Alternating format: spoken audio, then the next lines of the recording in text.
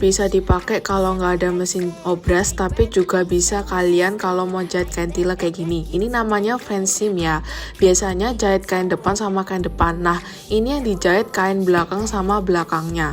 Habis itu kalian sisain jahit 1,5 cm dan potong sisain jadi 0,5 cm. Setelah itu langsung dibalik dan jahit. Jangan lupa kasih kampo 1 cm untuk dijahit. Emang cara ini tuh agak ribet, tapi bisa dijahit di berbagai tempat. Siapa yang udah coba cara ini, share di komen ya.